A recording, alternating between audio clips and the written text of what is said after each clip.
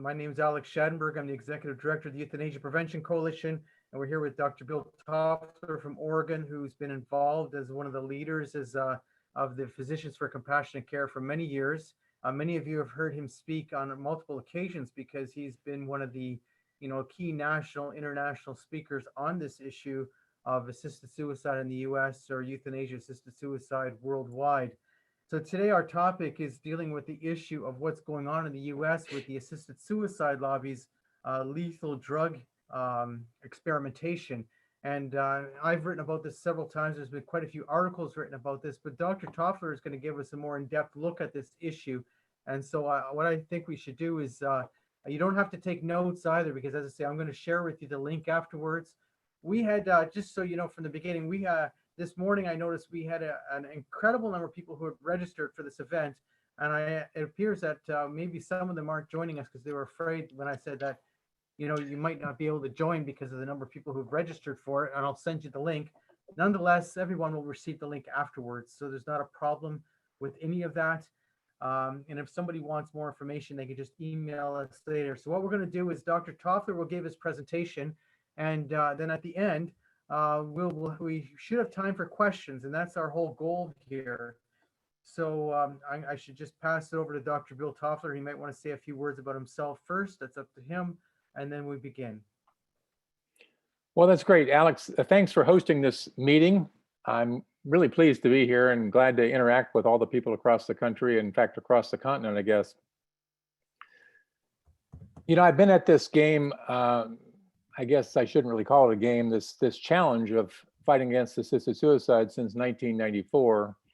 And so I'm going to be able to, during this talk, give you a little bit of an overview, very brief, because I know many of you are actively engaged in your own realms. I'm going to contrast a little bit what's gone on in the United States with other places like Canada, and how that has been driven by politics more than any kind of real honest facts and abilities to either end people's lives in a truly compassionate way or to end people's lives with a sort of dispassionate approach, which is the contrast I would make as we go through this.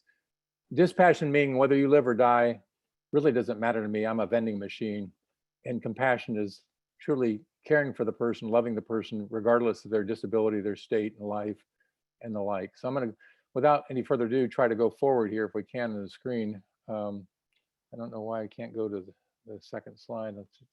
Usually the arrow buttons work, but here we go. So it's looking at the PAS, physician-assisted suicide, over the last 30 years, the politics of it and the public perceptions versus the reality. There's been a shift in the drugs used because they're really inefficacious, and they're certainly not the efficient way to end people's lives. For instance, with the death penalty, whether you're for it or against it, no one uses overdoses of drugs to end people's lives. They have to use different techniques. And if you look at the darker period of last century, that is also true with respect to when there was genocide literally going on, and how you do it is a matter of historical record. So we've got cost and profit issues going on, efficacy in killing, lingering deaths and failures, adverse outcomes and side effects I'm going to be discussing. And then lastly, because of all what I just said about the inefficacy of this whole paradigm, which was driven by politics and public perception, we have now ongoing research, particularly over the last 3 or 4 years, in trying to fix a failed paradigm. And it's not just my perception that it's a failed paradigm, it's even, and I'll share with you some of the facts from people who've been involved since the beginning, people like Derek Humphrey, and then more recently, Lonnie Shavelson. Derek Humphrey, as you know, was a British citizen who came to the United States in the 80s and was just surprised how his paradigm of situational killing at the end of life was embraced in some ballot measures, and I'll cover some of that as well. Again, I can't seem to advance these slides easily, so we'll go this way. All right, so I'm going to briefly just talk about the arguments for and against assisted suicide. This is not meant to be exhaustive, but it is the driving force in terms of the most popular arguments.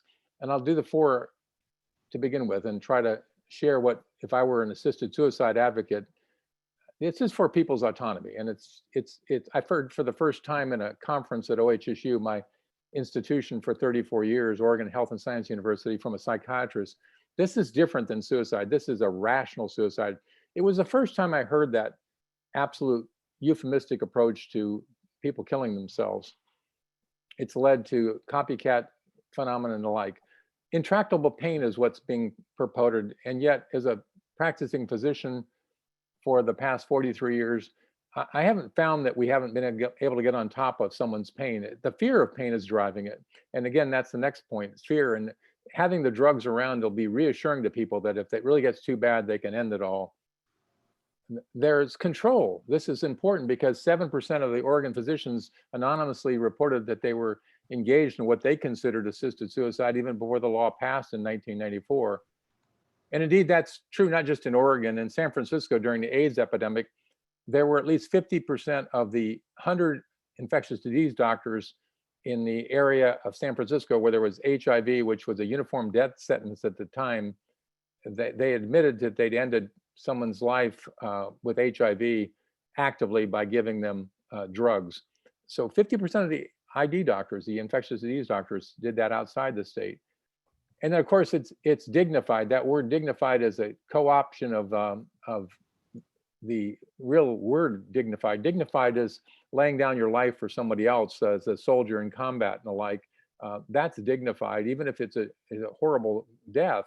And the co-opting the word dignified in language is critical.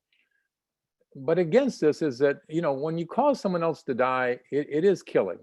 That's the correct word for it, even if you're doing it passively. But the safeguards really only protect the physician. This is holding doctors to the lowest standard of care as though I was a good Samaritan on the highway. And so the safeguards really are not for patients. And I'll show you many examples of that. But fundamentally, it's incompatible with a physician's role as healer. And it's just as much as I often use the analogy, being the lawyer for the defense. And then in the middle of the case, my defendant is really surprised that I go and join the attack by the plaintiff's lawyer. That's something a lawyer would never do. Now, if you're not bothered by that, you're also the judge deciding which lawyer is making the better argument. And if you're not bothered by that conflict of interest, you're also the judge deciding whether or not in this capital case, the person is going to go to their death or not. So it's an inherent conflict of interest. Doctors are fallible. I've made mistakes in my career. I thank God that patients have forgiven me for the errors when I make them because I am human. The diagnosis, there's no crystal ball reading course. And there are legalization pressures. Once you make it legal, then there are pressures, as I know people in Canada have found, that if you don't do this thing, or at least refer for it, you shouldn't be in medicine. There's coercion on patients who feel pressured to go ahead and basically have to end your life because you're costing too much.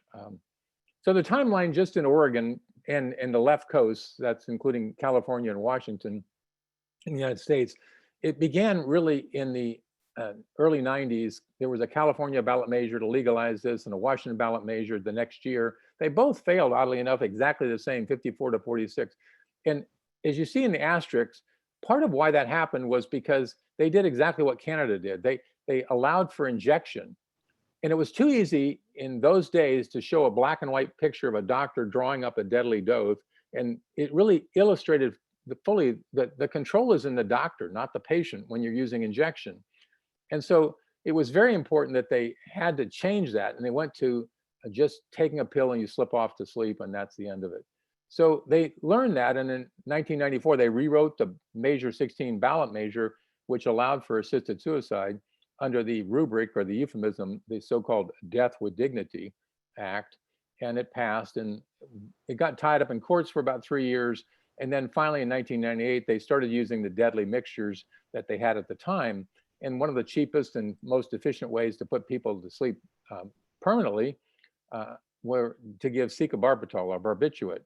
And one of those 21 or 15 deaths was by barbiturate plus the oral narcotic, and one was by pentobarbital, a little less rapid acting drug than Seconal. And so that's where we were in the 90s. And then when you look at what happened with that, these problematic assisted suicide outcomes with that approach, is that people got nausea and vomiting. The cocktail of 90 or 100 sick-and-all mixed into a slurry is so obnoxious. Alkaline mixture is so harsh that it caused nausea and vomiting. So there were timing issues. You'd have to drink the cocktail in about 3 minutes. You couldn't drink it too fast because you'd vomit it. It was so noxious. And at the same time, if you drank it too slowly, you wouldn't take enough to actually have a lethal amount in you. Generally, at that time, with self-reporting, and I emphasize this, there was no real accuracy in this. It was just second and third hand reporting. It took about 5 to 32 minutes to get unconscious, and then anywhere from 15 minutes to 11 and a half hours was reported. And this is reported, not necessarily verified in any way. 11 and a half hours with some people. So this lingering death was true even in the first year. It even becomes worse as time goes on. In fact, there was an abject failure with the patient David Pruitt that made a couple pages in the Oregonian, the statewide newspaper, and he was prescribed the appropriate dose according to their recommendations from the so-called Compassion Choices group. And the wife was going right along. Oh, this is important. People think you're supposed to respect the person's choices. Don't push back, because that would be not respecting autonomy. And yet David Pruitt woke up about 65 hours later, and his first words, and I quote, "What the hell happened? I thought I was supposed to be dead." And his wife was actually excited because she had gone along passively. She didn't really want him to die, and he died naturally about 12 days later. He had an epiphany, and he said, well, God must not want me to die. And they had a good life in the next 2 weeks until he died naturally, peacefully, and with dignity, without taking a massive overdose of a deadly drug. Now, again, I said it's not just me that sees this as a problem. Derek Humphrey, who's literally the father of the whole death movement in our age, that is, he ended the life of his wife, Jean, and then ultimately drove Anne, his second wife, to her death, even though they were both promoting assisted suicide. And the second one's very interesting and illustrative because it's captured in a book called Deadly Compassion by Rita Marker, where Anne Humphrey really didn't want to be dead. She changed her mind, wanted chemotherapy for her breast cancer. And the group of the so-called Compassionate Choices, or it was called Death with Dignity at the time, I believe, basically closed ranks, ostracized her. She felt alone. And that's what led to the writing of that book by Rita Marker, who took her husband's airline miles and flew on a bullet trip to befriend and be with Anne when she felt abandoned by her husband and the very people that she'd worked with to promote assisted suicide. So Derek Humphrey has written a couple of bestsellers. One of them's shown in that little picture on the right, upper right, is Final Exit. But his reaction to the David Pruitt case, that's the case where he took 67 hours or 65 hours, woke up and said, what the hell happened? He described it as a miserable path to death. He said doctors weren't there at the time of death. And indeed, in Oregon, over more than 20 years, the doctor has not been present about 85% of the time. So the person is really isolated, alone. Sometimes they're the closest person to them in their deathbed is some guide, if you will, advisor, chillingly cold individual who is just simply being a vending machine to helping them take the cocktail and the deadly cocktail in the appropriate amount of time. So he clearly says the doctor ought to be able to do what they're doing in Canada to give a lethal injection. Now, I'm not recommending Canada, don't get me wrong. This is exactly the same combination of 3 drugs that are given to people who are guilty of a capital crime in countries that allow for capital punishment. This is basically a sedative to relax someone. Then it's a drug to get them to sleep, often a barbiturate in massive doses. And then you give a muscle paralyzing agent to end up, so the person can't breathe and to actually stop the heart. So Derek Humphrey shared a case with this assisted suicide who is still alive at 7 hours. And of course, the father, seeing the distress of a person not dead and yet dying with agonal breathing, gurgling, all the kinds of things that happen, he then he was moved or driven to take a pillow and smother his son. These are from the very people who are most promoting assisted suicide. They clearly are not people who share my view of the inherent value of all human life. So why did the public embrace all of these ideas, which, as I step back at the 3,000 foot level, are really misguided, well-intentioned, but misguided? Well, it's the euphemisms. I remember one of the famous people who was a pro-life advocate talking about all social engineering is driven by verbal engineering. So it's critical that you use this language if you want to promote this idea. That would be the language of death with dignity and choice in dying and medical aid in dying. Well, the truth is we're assisting people to kill themselves. That would be assisted suicide. That's the King's English. The individual is being perceived as being in control because they got rid of the injection where the doctor is clearly in control. And of course, it seems passive to the doctor. The doctor doesn't have to do it. They're just giving lethal pills by prescription, sometimes in the mail. I mean, this has literally happened in Oregon. It comes from the person, very impersonal. The doctor's not even there to give the prescription. They're also not there at the time of death. But the Hollywood image was it was not a massive cocktail of bitter pills that are very difficult to literally swallow. It's the Hollywood, you just take this pill and you slip off and peacefully pass away. So more modern here than Derek Humphrey is Lonnie Shavelson, and he came to my attention only a few years ago, and yet he's been at this game since before it was legal in California, where he resides. In 2016, he set up a death hospice, if you will. For $2,000, he would help somebody off themselves. And so, but he actually has been involved much earlier than that, back into the 1990s, because he actually wrote a book. And in fact, the book that he wrote in 1995 called The Chosen Death, Shavelson describes watching a Hemlock Society leader, the color Sarah, murder a disabled man named Gene who changed his mind about being assisted in suicide. So he was invited into the home of this man, Gene's home, and Sarah gives the poisonous brew that she'd made up, but basically all by guess and by golly, it's experimental to say that the least. And she says very, casually, "Hey, okay, dude, toots, here you go," and as though she's giving him a nice milkshake or a beer. Gene drank the liquid and began to fall asleep. And the next thing you know, Sarah puts a bag over his head. But then suddenly faced with the prospect of an immediate death, Gene screamed, "I'm cold," and tried to rip the bag off his face, but Sarah wouldn't let her do it. She literally catches his wrist and hand, holds it, and Gene's body thrusts upward. Sarah pulled his arm away and lay across his shoulders. She rocked back and forth, pinning him down like a wrestler. Her fingers twisting the bag to tighten it around his neck, and then says very gently and lovingly, "The light, Gene, go toward the light." And Gene's body pushed against Sarah, then he stopped moving. To me, this is a chilling description by not only a dispassionate person who's ending a person's life, but it's also dispassionate as I think about Lonnie Shavelson, Dr. Shavelson, actually embracing this whole paradigm. It may be what drives him to do the research so that you don't have to lay across the person's chest and arms and hold the hand down so he doesn't do what is a natural instinct to live, to rip the bag off. This is not the only incident that described of a person trying to rip the bag off when they used the bag, which was one of the tactics by Derek Humphrey was to put a bag over their head and use helium. You breathe this gas that limits your oxygen. That's a problem for continued life.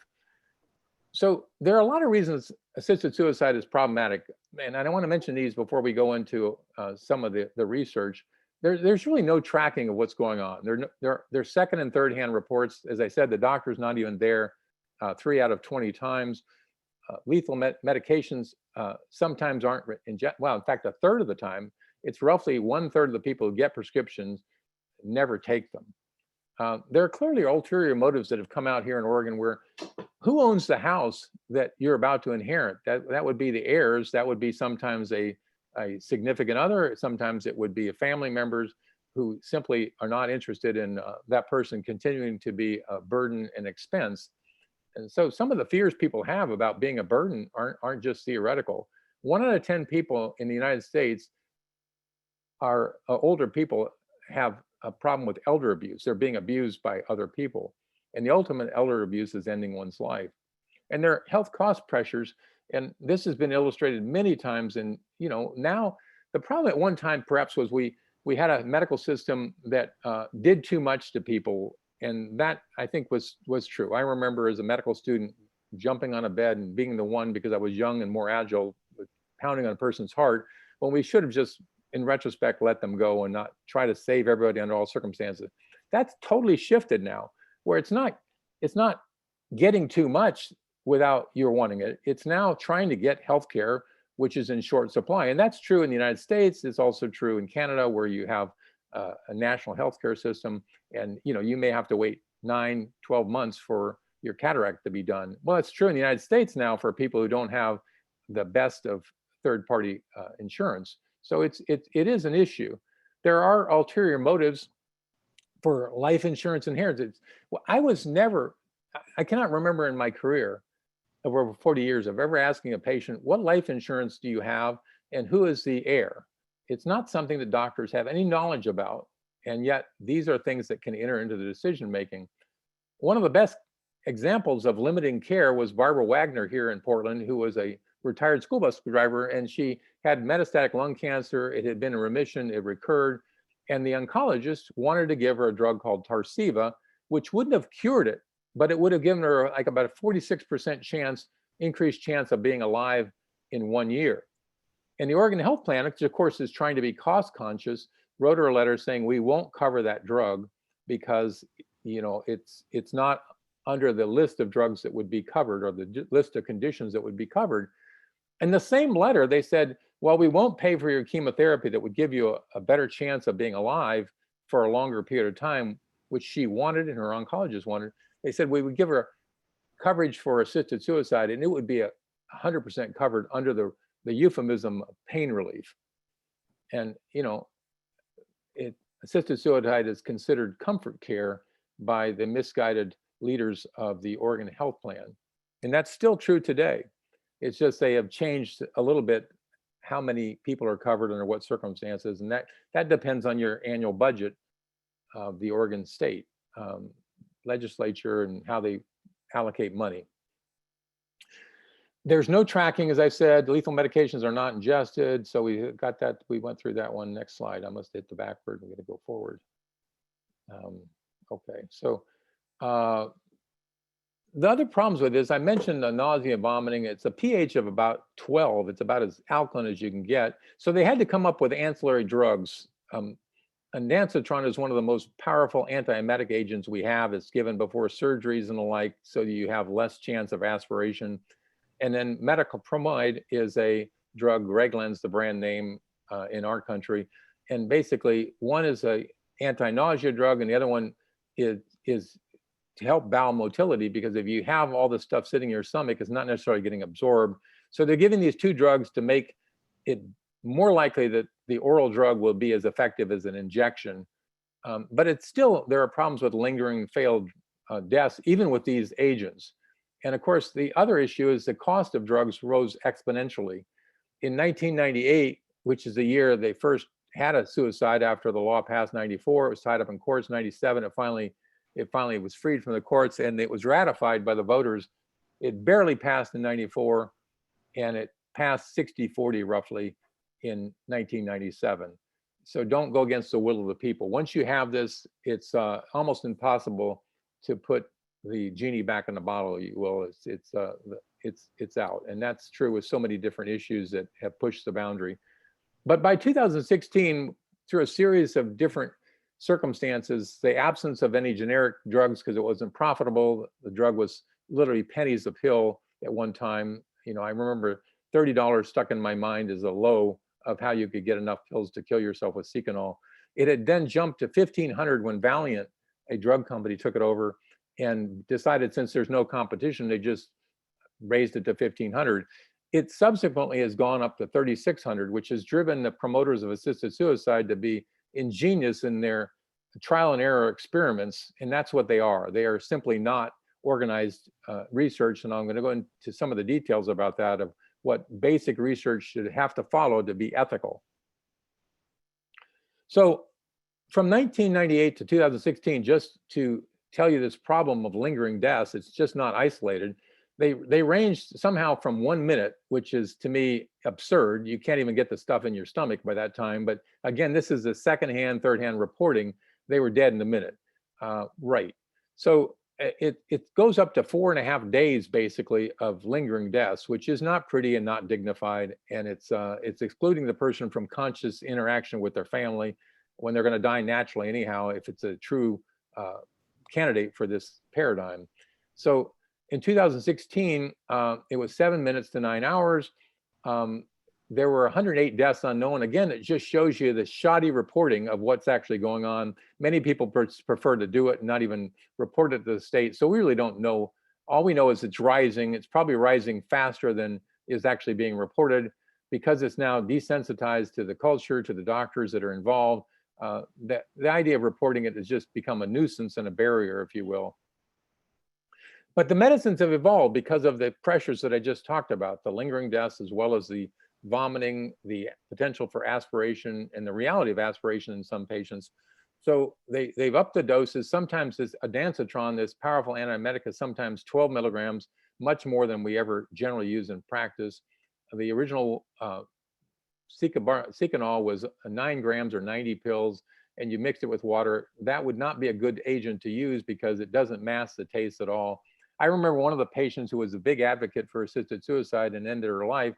She said after drinking it, and I quote, "That's the most god awful stuff I've ever tasted." So the last drink of your life is this horrible, horribly noxious drink. So again, I mentioned that the price now is up to $3,600 or more. So this trial and error approach that has been used by doctors like Lonnie Shavelson is basically you take a massive amount of digoxin. Normally we give 0.125 or 0.25. So this is 100 times the normal dose.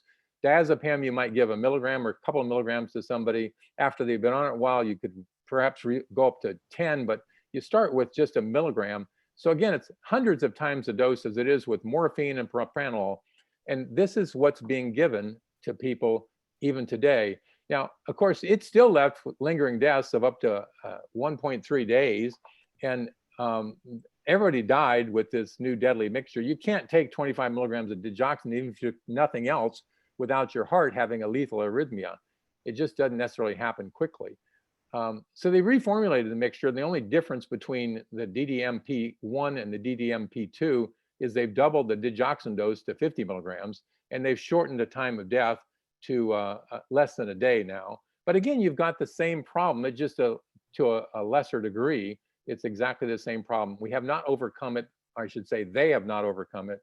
And so they're now trying a different one, which is the A has taken place of the P. So it's amitriptyline is substituted in for propranolol. Now, when I was a resident, I was really good at taking care of people with depression. One of the drugs that in the limited half dozen or so drugs that we had was amitriptyline.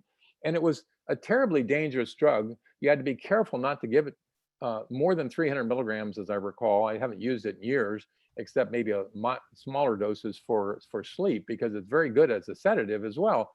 But if you get up to even 2 or 3 times the normal dose of amitriptyline, you're going to end up in the ICU, as it did with one of my patients who tried to kill herself with that drug. It was not pretty at all.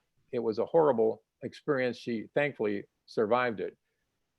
But nonetheless, it's not a good drug. You're going to be, if you do survive, you're going to be in very difficult straits, and you don't necessarily die any more quickly. What has happened, though, you can see this graph from 2013 to 2019. This comes from the Oregon Health Department, who's charged with reporting on these second and third hand reports. And so you can see Seconal has literally dropped off the map here. It went way up until the price went up. And this was the method of giving the pills. And this is the number of prescriptions over here. So it had little competition, only barbiturates up until about 2015. Now you see these cocktails, these experiments, these trial and errors of the DDMP1 and then 2. And then now there's a bigger interest in this using amitriptyline, that deadly drug that I had to be very careful with when I was using it in my practice back in residency and 40 years ago. And they're using it as a killing agent deliberately. So there's one other alternative by Shavelson himself. And this just shows you how you can be a maverick and do whatever you want to do with this quote research. And literally they'll write articles about Shavelson. I know there was one in the Atlantic that featured him, and he's talking about his research. Well, he's an emergency doctor who has no special training in statistics, in doing research. He certainly never went through an investigative research bureau, IRB as we call them in the or board, investigative research board. So that's supposed to happen in any sort of entity. So they come up with this DDMP2 Lonnie Shavelson version, LS. And basically he doubled the digoxin. Remember, it was at 25, then he went to 50, then it went to 100 in his. And again, the whole mixture is down from the $3,600. They've got it down to about $600 or $700. It does require a compounding pharmacist. So they're getting implicated in this whole deadly paradigm as well. And again, I would encourage anyone who's a pharmacist, an expert in this, not to get engaged with getting drugs. Just like anesthesiologists didn't used to go and be participants in the capital punishment in California. I know there were two that once years ago, 20 years ago or more, wanted to go and help out with the capital punishment, and they were absolutely ostracized and they were shamed into not participating by the anesthesiologist organization and the California Medical Association. This is Shavelson's so-called data, and it is showing his time to death. All he did is take a bunch of cases, it's I think about 33 cases, and just show the time to death. Now, this is not careful research. We don't know what the conditions the people had that were contributing to the death. We don't know how much body weight they had. We don't know exactly what the dose was in the individual cases, because he's got his own approach to it. Were they able to take the whole drug? I've already mentioned that sometimes everything's not ingested. So you can see the wide variation of these deaths, time to deaths in minute. This is 140 minutes here, and you basically have an average of 1.4, but you've got some that seem to die virtually instantly. And you wonder, again, is the reporting careful? Was Shavelson actually there, or was he just taking second or third hand reports from family members? So you still got these persistent problems, lingering deaths, the so-called death with dignity. And by the way, whenever I use that term, I never say that term without saying so-called, to put it in quotes, because otherwise you're carrying water for the devil, if you will. You're clearly using a label that doesn't apply to what the act is. It clearly isn't what was sold to the public. Oversight's missing. I've made that clear very well, and the wide open for abuse by all kinds of people with conflicts of interest, including doctors, by the way. So what are the principles that we're violating in this whole paradigm? And I tried to highlight the ones in red, and as I did it, I realized, oh, they're all red. They're violating every possible principle. As you think about it, there's no data saying that this paradigm is better for society and it has some clinical value, that it's going to enhance health. No, it's absolutely has nothing to do with health. It has to do with causing death. Is there scientific validity? I've already showed no scientist would publish this study. In fact, you don't get it. All you get are anecdotal reports. This is what's being condemned when you come up with a cure for COVID now is, oh, it's just anecdotal. Well, everything about this paradigm is anecdotal. And in fact, it's almost impossible to do careful research on this because you're comparing apples, oranges, kiwi fruit. They're clearly, every individual is very different. And so to say that this works one size fits all is just specious. Is there subject selection? No, we're not comparing like with like, the same point. Is there a favorable risk-benefit ratio? I think that, like David Pruitt, was glad that he didn't die, that he had the extra 12, 14 days with his wife, and his wife was ecstatic as well. Is there any review independently? No, this is all secret, under closed watch. It's all second, third hand reporting. And they actually, in Oregon, they actually destroy the data after they collate it. They destroy medical records, which is unheard of in my lifetime until this came along, is that you'd actually destroy documents that would allow you to be able to really do some post hoc or whatever research after the fact. Is there informed consent that we're using a new deadly cocktail with you? No, there's no clarity about that. It's up to the individual doctor to say whatever they want. And is it respect for the potential enrolled subjects? Well, not when you're holding their hands down if they're struggling or change their mind. It's just astonishing to me that principles that we all used to agree on are thrown out the window because of the pressure to make this paradigm actually go forward. And that's the truth. So And the last thing, it's not just the NIH guidelines. If you go back, I mentioned the dark side of the last century where they were literally killing on a mass level. Again, I'm not trying to say that it's equivalent thing, but out of that bad experience, we came up with the Nuremberg trials and the Nuremberg code of principles that we have to follow to be doing ethical research. You have to have voluntary consent. And of course, that wasn't going on in Germany. Do you have legal capacity? Well, there clearly are cases now where people go in and out of capacity. There's no psychiatric interview that's required in the law. In fact, there are fewer than 2 or 3% on any given year that get a psychiatric evaluation, maybe 5% at best in a given year. The experiment should have fruitful results for society. Well, how is coming up with a deadly killing agent that is for people who are disabled, who are terminal, or deemed to be terminal, they may not be terminal. One of the patients that we talk about many times is Jeanette Hall, who was given a diagnosis of being dead in 6 months. Because she changed her mind and got treatment, she's now alive. It's her 20th anniversary this year. So this whole notion of fruitful results, no, we've got people acting as vending machines and coming up with deadly cocktails to make sure they can't change their mind. Is a good result, fruitful result, unprocurable by other methods? No. Dating back to Dame Cicely Saunders, the nuns in England who took care of the dying, Mother Teresa, there are all kinds of fruitful results and alternative methods than killing the patient. The solution to suffering is not to end the life of the sufferer. The experiment should be designed the results of animal experimentation. At no point have I talked to you about them having done experimentation on animals, and a knowledge of the natural history of the disease is often not present. Any doctor, whether they have expertise in the disease that's causing the person to seek to be killed by assisted suicide, they don't have to have any expertise in that. You've got doctors of all different kinds of specialties acceding to the request without any pushback, which I think is dangerous. To go to a doctor that doesn't have an inherent respect for the value of your life, no matter what your debility, no matter what your diagnosis is a very dangerous doctor. The experiment should be conducted so as to avoid all unnecessary physical and mental suffering. Well, that's not true. When you've abandoned people, they say, well, my fear of being a burden on people is true. They're going along with this. And I can't tell you how many patients I push back on, and even people who believe in this whole paradigm, who thank me for reflecting back their worth. I remember one lady who she was a curmudgeon. She used to shake her fingers at me. I didn't have her as a regular patient. I was taking care of her in the ICU. You don't know, Dr. Toffler, what it's like to have to be out of breath going to the bathroom. And I listened to her. She went on like that for quite a while.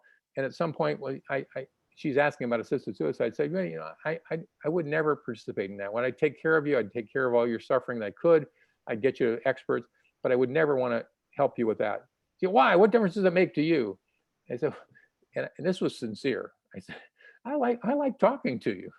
And for the first time, she took that same hand that shook a finger at me and put it over on my hand and got a little teary-eyed because somebody reflected back her beauty. And that's what we should be doing with each other. It's no question about it. So, so not only are doctors culpable with this, violating the principles of the National Institute of Health, violating the principles dating back over the 20th century and the middle of the century, that the Nuremberg principles came out of it. But think about this: the insurance companies are colluding with this as well. They're paying for this so-called research, and they're look, some big names there: Anthem, Blue Cross, Blue Shield, HealthNet, Kaiser, Medi-Cal, United Healthcare. This is thankfully at least a couple of the government agencies that in the United States have not capitulated and are not paying through our Medicare dollars, our tax dollars through the VA. This is not the care and treatment we're giving veterans, thank God. Now, will this continue? The politics of the day are changing, and I wouldn't necessarily count on it. So I got to get backwards. So I want to sum up with saying that this is a paradigm that is not ideal. It is clearly being done by doctors who have marginal ethics. I labeled it dispassionate care, and I've defined the difference between compassion, but willingness to suffer with people, and being a vending machine. There are many individuals and some groups who coalesce together, like there's this no Northwest coalition doing this kind of drug research to find the best way to kill people. It's a dangerous practice. The problems I've outlined, no real oversight, no standards, and no real safeguards, at least not for the patient. So hopefully I've generated some thoughts and questions, and I'll stop there and turn it over to Alex and go forward from there. Thanks.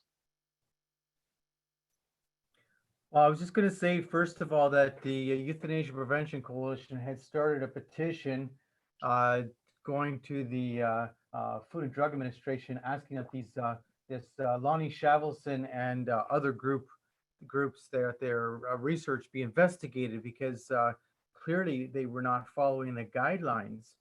Now, not a lot of people jumped onto that, and I was a bit concerned about it, because some of the people responded by saying, "Why do you want all this regulated or something?" And I'm like, I'm not talking about regulating these lethal drugs as it would appear that you may think I'm talking about. What I'm talking about is that this research that they're doing is clearly, whether you support assisted suicide or not, is clearly unethical. Now, this is a little different in Canada, I'm going to say to you, and that's because in Canada we have euthanasia, and how they do it is a little different than, of course, an assisted suicide, because they have what they call the euthanasia package. So when a doctor is approving a lethal injection, he orders then, or they order the package, and they receive in that actually what they call the double dose. So that's what they approved in Canada, is in that package is a double dose. So if a patient, so what's different between assisted suicide and euthanasia, of course, is the doctor is doing the act. Therefore, the doctor is present at the act. And so if the person has not died quickly, the doctor then has in the nice little package they receive, they have the second dose, so they can give somebody another dose to make sure that they're gone. So if they haven't died within so many minutes, then they're expected just to do another injection, which is sort of different than assisted suicide, but it also shows you how they want to go. Yes, the petition was now put up on the Zoom group. The reason we asked Dr. Toffler to speak about this also is the fact that he has, as a physician for so many years, he's got lots of experience, and he understands these drugs in a very different way than I do. And I thought that his expertise is far greater than mine on this area by, infinite amounts, and therefore he should be the one who should be presenting on it, because obviously he can bring you more of a scientific understanding than I ever could. And he did so. The other thing I'm going to say to you is you might notice in the bottom how many people have participated.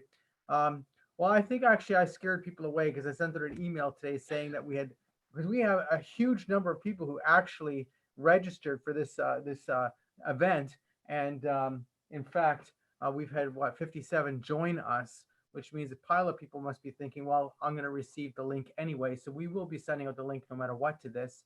But the fact is, maybe I should not have sent it out. I was just afraid that Zoom wouldn't be able to let everybody in, and then I'd be getting a pile of complaints for that. So nonetheless, everybody's joined us. Now we are receiving some questions here, and it said, how do we navigate the different medical technology between assisted suicide and euthanasia? Should we call everything suicide and go from there? I guess, what do you think, Dr. Toffler? Because I have a clear answer for that question, but I'll let you go first, Dr. Toffler. Well, I'm anxious to hear yours, Alex, but well, euthanasia and assisted suicide are different acts, and it's not necessarily suicide, even though suicide is often, like when I'm doing a talk, people are asking these questions, and I'll say to them, well, suicide, people are seeking suicide for very similar reasons as assisted suicide or euthanasia, even though the circumstances might be different, meaning people are going through this emotional turmoil in their life. They might have a disease that is leading them to a terminal condition or not. Nonetheless, the fact is that it's the emotional, psychological effect of what they're going through that often leads them to lose hope and to feel that death is the answer to their condition. So that is seeming like a suicide, but it's not the same. Now, in the case of euthanasia, it's not suicide, it's homicide. Euthanasia is lethal injection. So whenever it's referred to as suicide, I respond by saying, well, no, actually, it's homicide. It's lethal injection. And legally speaking, even if you look at the Canadian law, how they legalize euthanasia in Canada is what they created an exception in the criminal code to the Homicide Act. So if you look at our Homicide Act in Canada, you'll see under there the exception that was created for euthanasia that they call MAID. So in fact, even the Canadian government was honest enough to call it homicide because that's what it is. Well, that's remarkable. Thanks for that perspective. I would add one other point is euthanasia is actually a term that means good death. So it was co-opted in as a euphemism by the Nazis with the eugenics movement. It was also part of Margaret Sanger, the founder of Planned Parenthood, who basically talked about getting rid of those useless eaters that the Nazis talked about. That would be the poor people, poor white trash, and those poor people in the South, whatever. It's really an ignominious past, but euthanasia is, a term that has come to have a dark meaning because of the euthanasia that was going on in Germany in the 40s. This was started with people who were euthanized because their lives weren't worth living. They were disabled. They were even pediatric kids. There were three-person panels who decided their life wasn't worth living. And this is the problem with euthanasia, is that the doctor's in control. We've studied the Netherlands, as did the British, and that's why they've rejected this assisted suicide and euthanasia. They had a little more sense, even though they tried to pass it 3 times. The last time they rejected it even more soundly than ever. But they realized that with anonymous surveys, there are people ending people's lives. This is why when Alex said it's homicide, it's true. Why would they do euthanasia when the person didn't request it? Well, I just needed the bed. They're going to die anyhow. I needed the bed. I knew that it was against her religion. She was a Catholic nun, so I didn't even bring it up with her. She's going to die anyhow. I just hastened it along. So the control clearly is in the doctor's hand, and that's one of the largest differences between the two. It's also the more efficient way to kill people, which is why Canada embraced it. They looked honestly at Oregon instead of all of the states that have followed suit, and they said, no, this is an efficient way to end your life. And so I think all but a handful of cases in Canada are euthanasia. There may, at one time a year or two ago, it was only 5 people who'd done assisted suicide because it's such a lousy way. Derek Humphrey is correct. It's a lousy way to kill people. And it's not death with dignity. It's not comfortable. It's not something, and they're trying their best to because of the politics. Think about it. You think this is an inevitable domino effect. It is not. For 11 years, it was bottled up in Oregon, and no other state except Washington, our neighbor to the north, embraced it then 10, 11 years later. And there still are only 9 states in the District of Columbia, no matter how you count it. That means that 41 states have rejected this repeatedly. It had the good sense of the UK and the other countries that have rejected this. And there's only about a dozen countries in the world out of 197 countries that have embraced this. So I want to encourage everybody on this call that no, it is not inevitable. No, we are unmasking the problems, and that I want the people who want to join Physicians for Compassionate Care, the physicians on this group, were clearly interested in having young blood to carry on, because it is possible to be effective with this fight.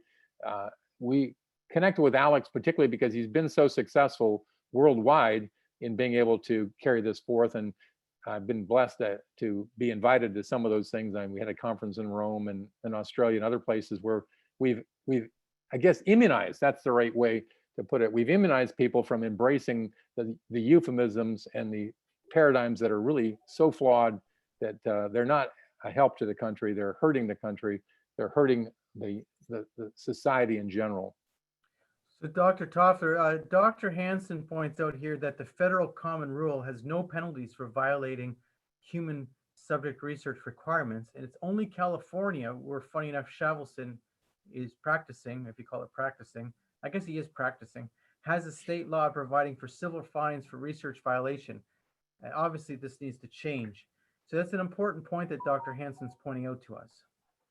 Yeah, it sure is. And I couldn't agree with him more. And that's why, if I'm a part of Oregon Health and Science University, I have to report to the Investigational Research Board and get their approval for the research. And it comes under different categories. Like if I'm doing questionnaires, anonymous surveys from medical students, it would be exempt from review, but they'd still have to review it enough to say it's exempt. Everything else requires great scrutiny and great documentation, great risk avoidance papers and protocols, and that is not going on. And so Dr. Hansen's absolutely right. There ought to be, for the sake of patient safety and the concern of society, that these abuses don't go on. We're literally the first experimental animal is the human. which is not according to Hoyle, if you will. Dr. Orbay makes a comment. Did you see that the U.S., well, I guess, I don't know, it's Dr. Orbay's from North Dakota, that there's a planning of a so-called death, dying with dignity with children. I'm not sure if they're actually talking about that in the U.S. right now, because that would be very controversial.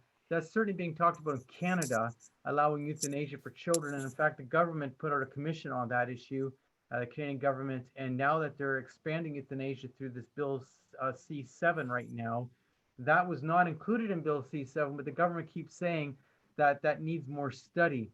So certainly in Canada, they're talking about it. The Netherlands is right now planning to expand euthanasia to children, and they're actually sadly not even wanting to be honest enough to debate it.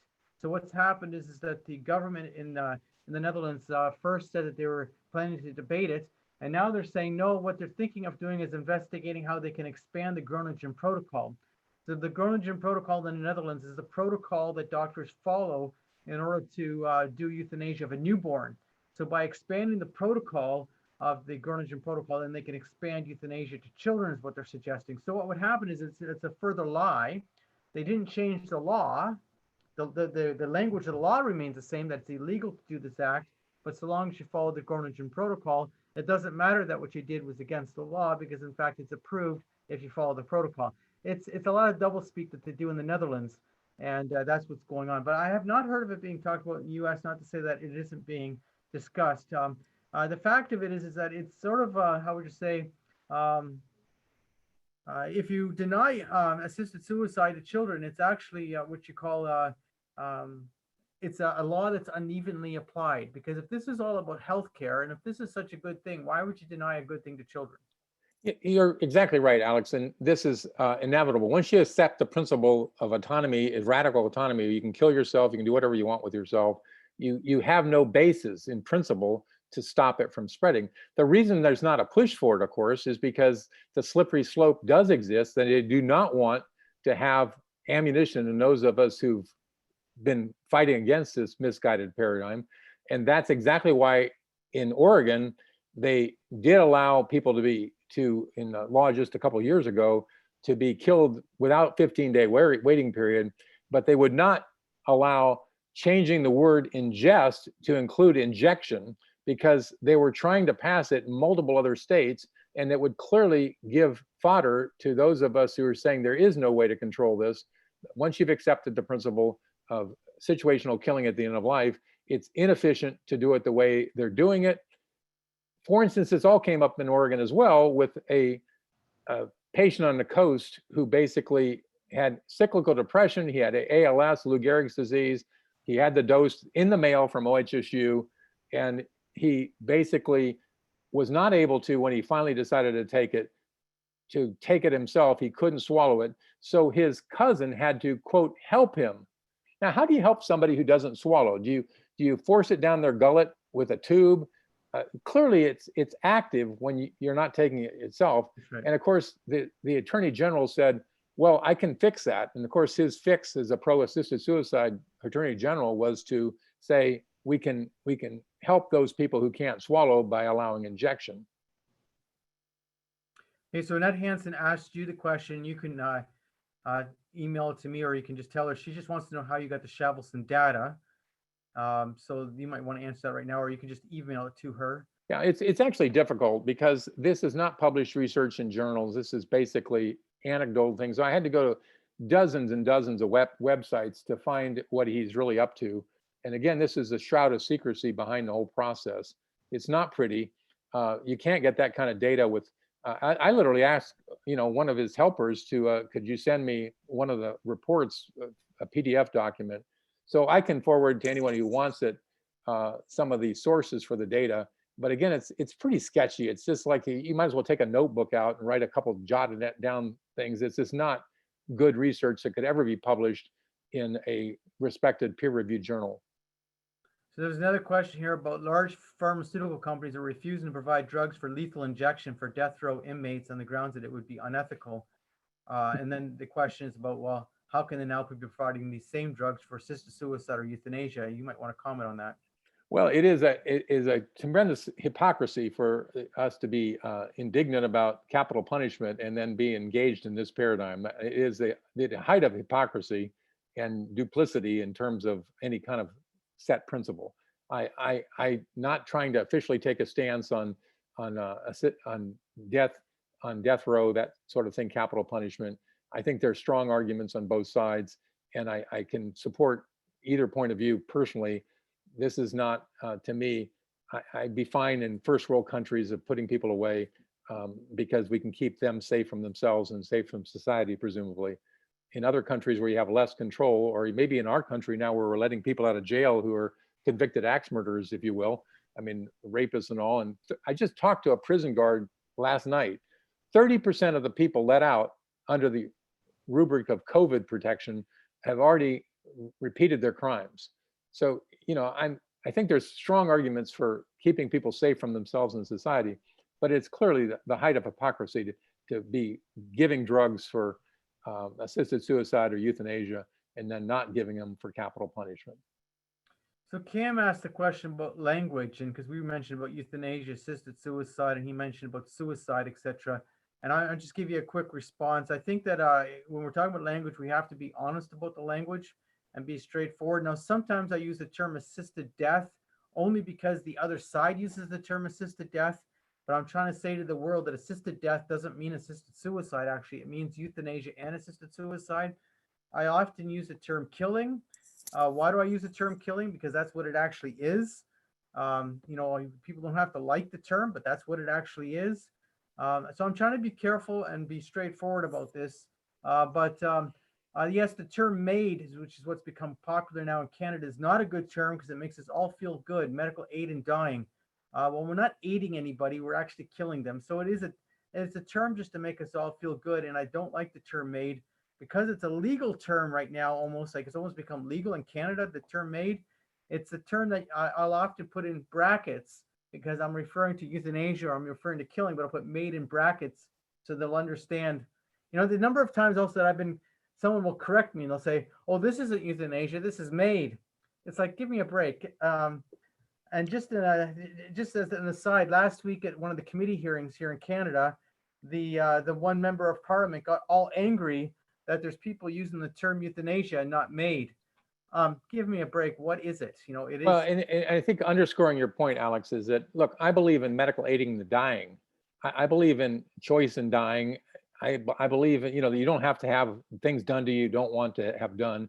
So they've co-opted these terms and you do not have to use them. And in fact, as I said earlier, you should never use them. At best, you say so-called, and at best, if you're writing, put them in quotes, because it needs to be offset that that's really not accurate.